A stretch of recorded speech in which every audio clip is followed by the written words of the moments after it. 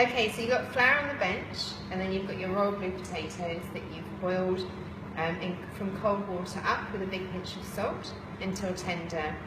Drain into a colander and let them steam for like 5 minutes to get rid of all of that moisture, and then put it through a moulie onto the floured bench. You do need to use a moulie or a potato ricer because if you just use a masher, you're going to get lumpy potato and it's going to be quite starchy as well. Then sprinkle your flour all over the top, and then a big sprinkle of salt, and then we've got some beaten egg.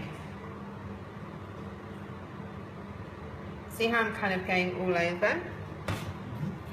And then you use this, and you pretty much just chop it together. And it's really tempting to think, I'll stick it in a food processor or a mixer or Thermomix, and it really doesn't work because you've got starch in the potato and gluten in the flour, and if you mush those together too much, you end up with rubber bullets.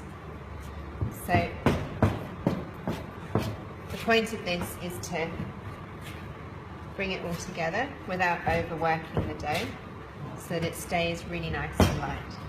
Is there any specific measurements, like flour, egg? Yeah, on your recipe. So it's about 6 to 8 potatoes, depending on the size, royal blue potatoes, a cup of flour, and 1 beaten egg.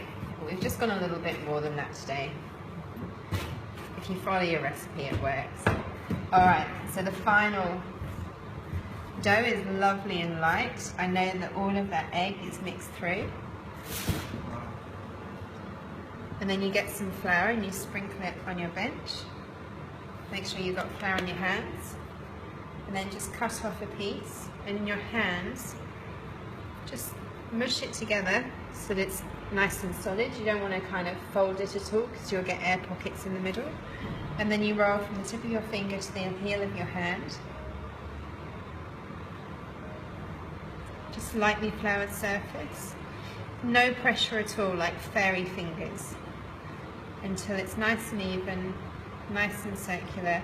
If you push down on it, you get dents. So just really gentle.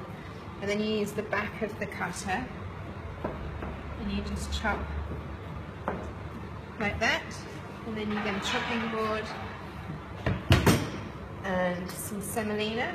And we use semolina because the gnocchi doesn't soak the semolina up.